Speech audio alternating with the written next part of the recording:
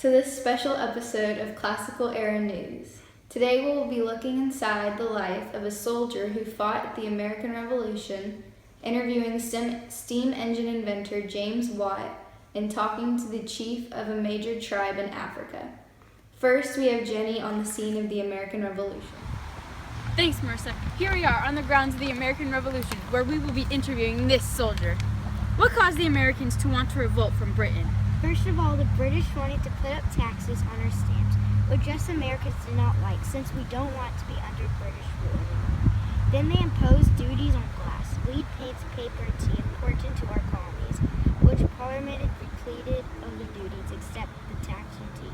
This occurrence has prompted the tragic Boston Massacre.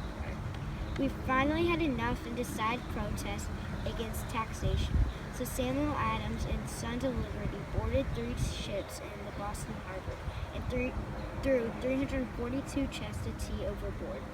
This was the turning point which started the outbreak of violence. Can you explain what the Committee of Correspondence is and your opinion on it? They were established to serve as the springboard of action. They fought for 13 colonies to be separated from British policies. I think they were great men who assisted us in our fight for the independence. Can you talk a little bit about two ideas central to the Revolution, land ownership and equality?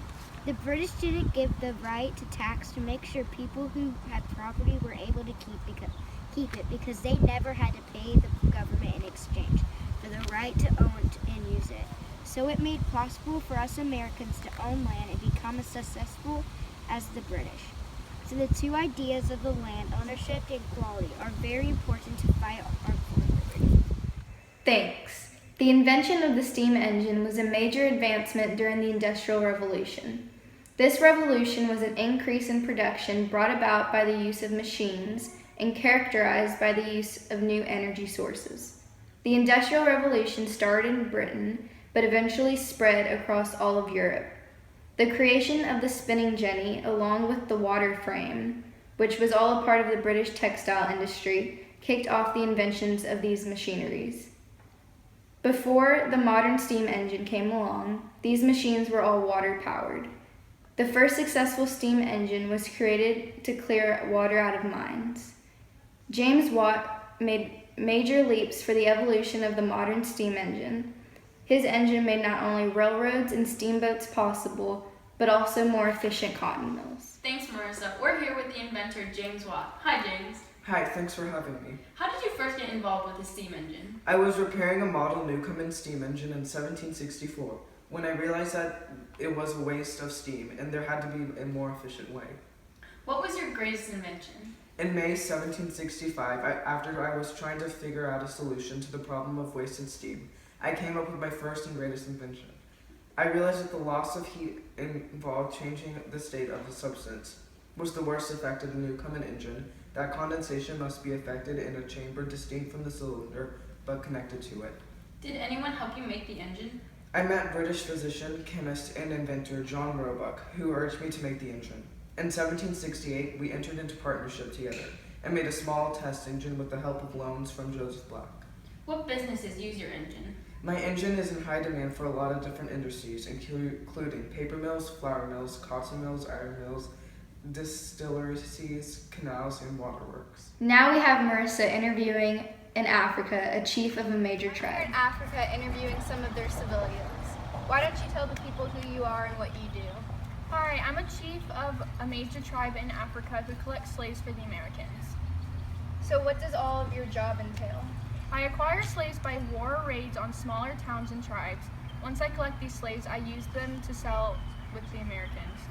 So what do you get in return for the slaves that you import?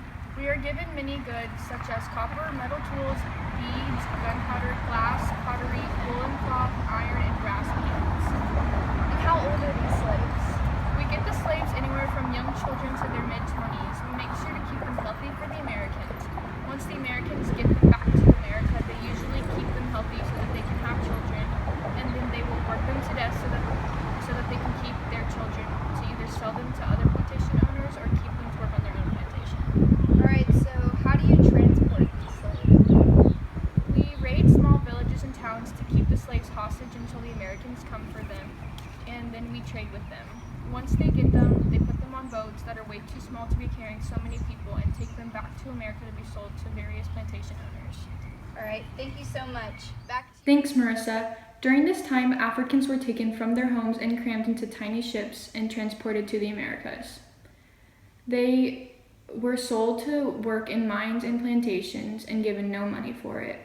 The majority of them were shipped to Brazil, the Caribbean, and the Spanish Empire to work there. About 13 million Africans left Africa, and out of those, 2 million died, and those who did survive the journey were sold as property and then worked to death. This transatlantic slave trade is often referred to as the first system of globalization because of how the Americas, Europe, Brazil, Portugal, and other countries were all involved. Representation.